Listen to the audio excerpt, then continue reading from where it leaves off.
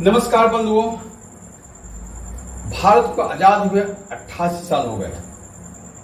भारतीय संविधान को लागू हुए 85 साल हो गए। क्या आपने कभी विचार करके देखा कि भारत के संविधान में जो प्रस्तावना है कि भारत के हर एक नागरिक को समानता का अधिकार मिलेगा, हर एक नागरिक को अपना सर्वांगीण विकास करने का पूरा अवसर मिलेगा, गरीबी अमीरी का भेदभाव दूर किया जाएगा, उच्च नीच का भेदभाव दूर किया जाएगा, जात पात का भेदभाव दूर किया जाएगा। मैंने भारत को एक कल्याणकारी राज्य के रूप में, राष्ट्र के रूप में विकसित करने की प्लानिंग है।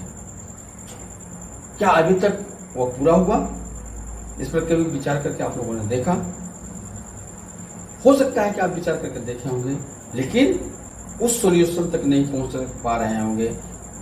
वह कारण आपको पता नहीं चल पाया होगा, जिसके चलते आज इतने साल होने के बावजूद भी न तो समानता आया, न गरीबी अमीरी का भेदभाव दूर हुआ, न गरीबी दूर हुआ, न उच्च नीच का भेदभाव दूर हुआ, न जात पात का भेदभाव दूर हुआ, न आपसी वैमनस्यता खत्म हुआ, न अलगाववाद खत्म हुआ।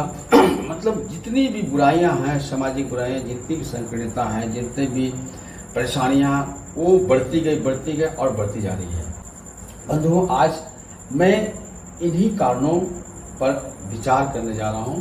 आइए हम आपके साथ मिलकर के इन कारणों पर विचार करते हैं।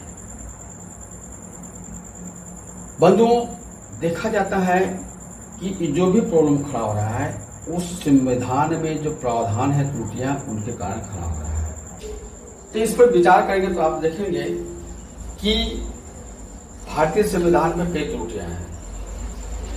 उनमें से एक जो बहुत बड़ी त्रुटि है वह है पूंजीवादी जो सोच है, पूंजीवादी प्रवृत्ति है, पूंजीवाद है। उसको नियंत्रण करने के लिए भारतीय संविधान में कोई ठोस व्यवस्था नहीं है।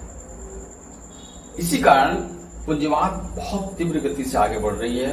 अब पूंजीवाद, पूंजीपतियों से कोई दिक्कत नहीं है, पूंजीवादी सोच से दिक्कत है। तो पूंजीवादी सोच को नियंत्रण करने के लिए भारतीय संविधान में कोई प्रावधान नहीं है। पूंजीवादी सोच क्या है? पूंजीवादी सोच में है मनुष्य क्या है, केवल अपने हित के बारे में सोचता है। इसलिए उसके अंदर मन में प्रवृत्ति होती है अधिक से अधिक संपत्ति जमा करना है, चाहे जैसे भी जमा करना है, दुनिया भाड़ में जाए। इसी प्रवृत्ति के कारण भारत में असमानता बहुत तेजी से बढ़ रहा है, गरीबी अमीरी का खाई बहुत तेजी से बढ़ रहा है। इसके चलते झगड़ा हो रहा है, वैमनस्यता बढ़ रहा है। भारतीय संविधान में एक था संपत्ति का अधिकार।